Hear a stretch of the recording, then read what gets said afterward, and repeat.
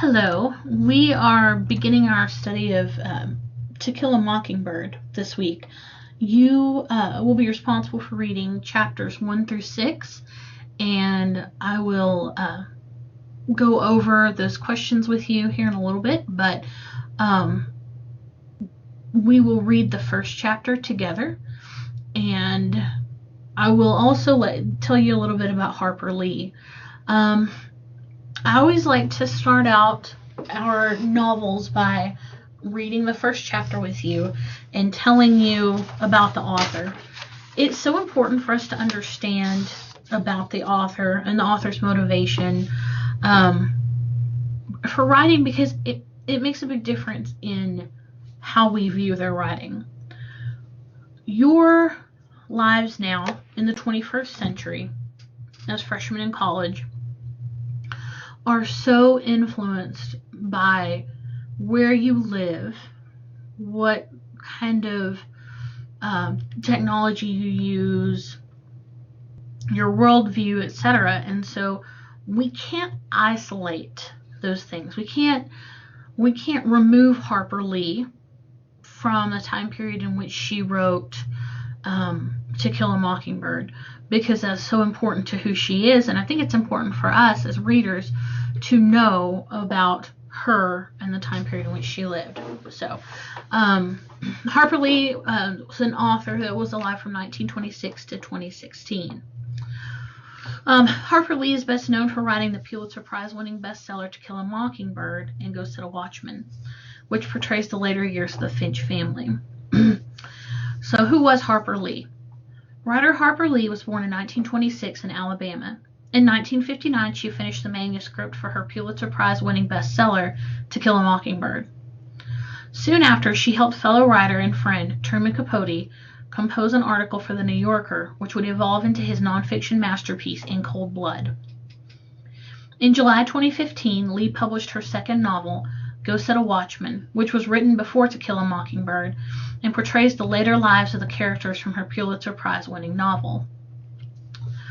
Family and childhood. Lee was born on April 28, 1926 in Monroeville, Alabama.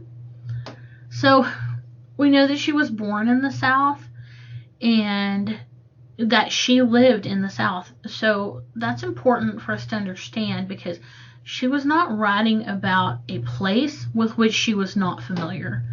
She would have been familiar with the racial issues that went on in the South. So it's important for us to know that information. Let's see. So the youngest of 4 children, she grew up as a tomboy in a small town.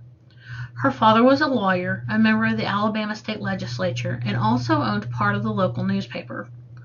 For most of Lee's life, her mother suffered from mental illness, rarely leaving the house.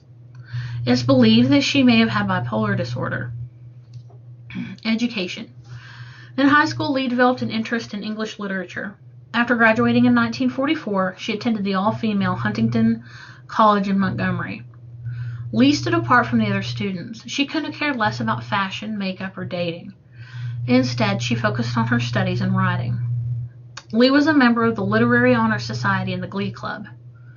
Transferring to the University of Alabama at Tuscaloosa, Lee was known for being a loner and an individualist. She did make a greater attempt at social life there, joining a sorority for a while. Pursuing her interest in writing, Lee contributed to the school's newspaper and its humor magazine, The Rammer Jammer, eventually becoming the publication's editor. In her junior year, Lee was accepted into the university's law school, which allowed students to work on law degrees while still undergraduates.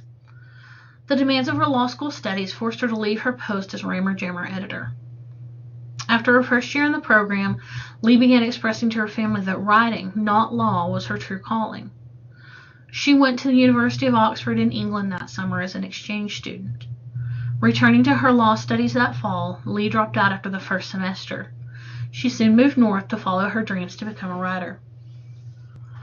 In 1949, a 23-year-old Lee arrived in New York City. She struggled for several years, working as a ticket agent for Eastern Airlines and for the British Overseas Air Corps.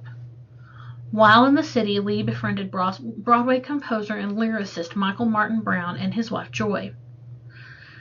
In 1956, the Browns gave Lee an impressive Christmas present, to support her for a year so she could write full-time. She quit her job and devoted herself to her craft. The Browns also helped her find an agent, Maurice Crane. He, in turn, was able to get publisher J.B. Lippincott Company interested in her work. Working with editor Tay Hohoff, Lee worked on a manuscript set in a small Alabama town, which eventually became her novel, To Kill a Mockingbird. Harper Lee and Truman Capote. One of Lee's closest childhood friends was another writer-to-be, Truman Capote, then known as Truman Persons. Sorry, that should be italicized. That was bugging me. One of Lee's closest childhood friends was read that. Tougher than many of the boys, Lee often stepped up to serve as Truman's childhood protector. Truman, who shared few interests with boys his age, was picked on for being sensitive and for the fancy clothes he wore. While the two friends were very different, they both had difficult home lives. Truman was living with his mother's relatives in town after largely being abandoned by his own parents. While in New York City in the 1950s, Lee was reunited with her old friend Capote, who was by then one of the literary rising stars at the time. In 1956, Lee joined forces with Capote to assist him with an article he was writing for The New Yorker. Capote was writing about the impact of the murder of 4 members of the Clutter family on their small Kansas farming community. The two traveled to Kansas to interview townspeople, friends, and family of the deceased and the investigators working to solve the crime. Serving as his research assistant, Lee helped with the interviews, eventually winning over some of the locals with her easygoing, unpretentious manner. Truman, with his flamboyant personality and style, had a hard time initially getting himself into his subject's good graces. During their time in Kansas, the Clutter's suspected killers, Richard Hickok and Perry Smith, were caught in Las Vegas and brought back for questioning. Lee and Capote got a chance to interview the suspects not long after their arraignment in January 1960. Soon after, Lee and Capote returned to New York. She worked on the galleys for her forthcoming first novel, while he started working on his article, which would evolve into the nonfiction masterpiece In Cold Blood. The pair returned to Kansas for the murder trial. Lee gave Capote all of her notes on the crime, the victims, the killers, the local communities, and much more. Lee worked with Capote on and off on In Cold Blood. She'd been invited by Smith and Hickok to witness their execution in 1965, but she declined. When Capote's book was finally published in 1966, a rift developed between the two collaborators for a time. Capote dedicated the book to Lee and his longtime lover, Jack Dunphy, but failed to acknowledge her contributions to the work. While Lee was very angry and hurt by this betrayal, she remained friends with Capote for the rest of his life. Harper Lee's books. Lee published 2 books in her lifetime, To Kill a Mockingbird and Go Set a Watchman. She also worked on and off with her friend Capote on his famed book, In Cold Blood. To Kill a Mockingbird. In July 1960, To Kill a Mockingbird was published and picked up by the Book of the Month Club and the Literary Guild. A condensed version of the story appeared in Reader's Digest magazine. The following year, the novel won the prestigious Pulitzer Prize and several other literary awards. A classic of American literature, To Kill a Mockingbird has been translated into more than 40 languages with more than 1 million copies sold each year. The work's central character, a young girl nicknamed Scout, was not unlike Lee in her youth. In one of the book's major plot lines, Scout and her brother Jim and their friend Dill explore their fascination with a mysterious and somewhat infamous neighborhood character named Boo Radley. The work was more than a coming-of-age story. Another part of the novel reflected racial prejudices in the South. Their attorney father, Atticus Finch, tries to help a black man who's been charged with raping a white woman to get a fair trial and to prevent him from being lynched by angry whites in the small town. Go Set a Watchman. Lee published her second novel, Go Set a Watchman, in July 2015. The story was essentially a first draft of To Kill a Mockingbird and followed the later lives of the novel's characters. Go Set a Watchman was submitted to a publisher in 1957. When the book wasn't accepted, Lee's editor asked her to revise the story and make her main character Scout a child. The author worked on the story for 2 years, and it eventually became To Kill a Mockingbird. Lee's Go Set a Watchman was thought to be lost until it was discovered by her lawyer, Tanya Carter, in a safe deposit box. In February 2015, it was announced that HarperCollins would publish the manuscript on July 14, 2015. Go Set a Watchman features Mockingbird Scout as a 26-year-old woman on her way back home to Macomb, Alabama from New York City. Scout's father, Atticus, the upstanding moral conscience of To Kill a Mockingbird, is portrayed as a racist with bigoted views and ties to the Ku Klux Klan. In Watchmen, Atticus tells Scout, "Do you want Negroes by the carload in our schools and churches and theaters? Do you want them in our world?" The controversial novel and shocking portrayal of a beloved character sparked debates among fans and offered literary scholars and students fodder for analyzing the author's creative process. Lee's second novel also broke pre-sale records for HarperCollins. With reports of the 88-year-old Lee's faltering health, questions arose about whether the publication was the author's decision. Lee issued a statement through Carter, "I'm alive and kicking and happy as hell with the reactions to Watchmen." But even that message didn't put an end to the question. In a 2011 letter, Lee's sister Alice had written that Lee would sign anything put before her by anyone in whom she has confidence. However, others who had met with Lee stated that she was behind the decision to publish. Alabama officials investigated and found no evidence that she was a victim of coercion. To Kill a Mockingbird movie. Playwright Horton Foote wrote a screenplay based on the book and used the same title for a 1962 To Kill a Mockingbird movie adaptation. Lee visited the set during filming and did a lot of interviews to support the project.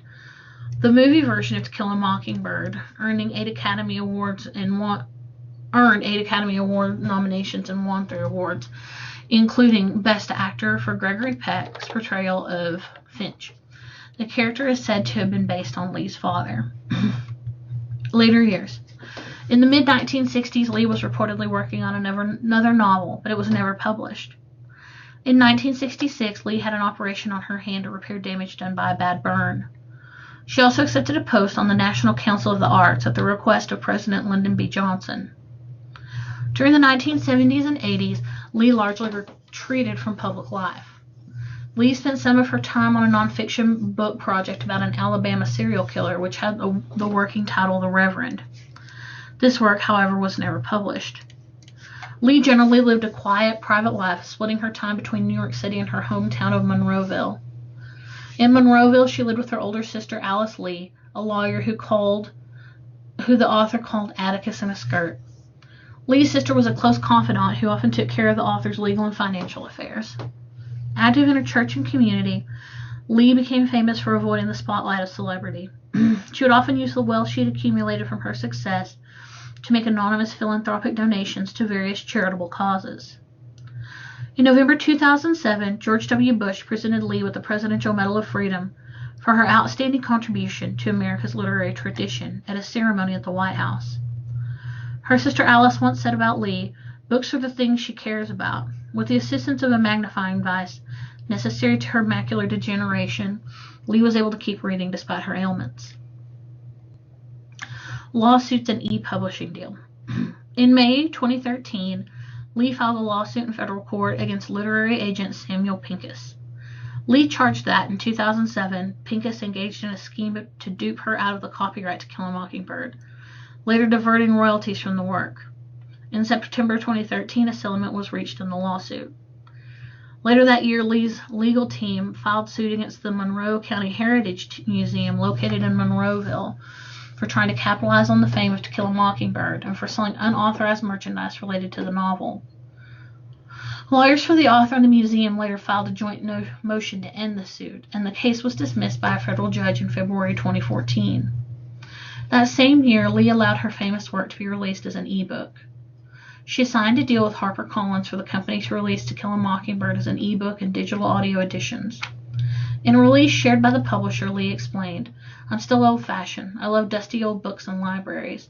I'm amazed and humbled that Mockingbird has survived for this long. This is Mockingbird for a new generation." Harper Lee's death.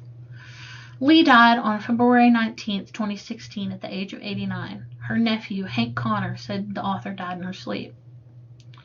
In 2007, Lee suffered a stroke and struggled with various ongoing health issues, including hearing loss, limited vision, and problems with her short-term memory. After the stroke, Lee moved into an assisted living facility in Monroeville. Around the time of Lee's death in 2016, it was announced that producer Scott Rudin had hired Aaron Sorkin to write a stage version of To Kill a Mockingbird. In March 2018, several months before the production's scheduled Broadway debut, Lee's estate filed a lawsuit on the grounds that Sorkin's adaptation significantly deviated from the original material. A main point of contention was the play's portrayal of Finch, which supposedly showed him in early scenes as more in step with the oppressive racial feelings of the time, as opposed to the heroic crusader in the novel. Rudin pushed back against the assertion that the characters were significantly altered, though he insisted he had leeway to adapt them to contemporary times. I can't and won't present a play that feels like it was written in the year the book was written in terms of its racial politics. It wouldn't be of interest, he said. The world has changed since then. The portrayal of Atticus Finch was reportedly softened from someone who drinks alcohol, keeps a gun, and curses mildly to an honest and decent person. The play hit Broadway in December 2018. So it has some background about Harper Lee for us to reflect on and have and know before we start reading To Kill a Mockingbird. Like I said, it's important for us to understand about authors, so we'll know what has informed their decisions as far as their characters and their novels. So if you have any questions, please feel free to email me.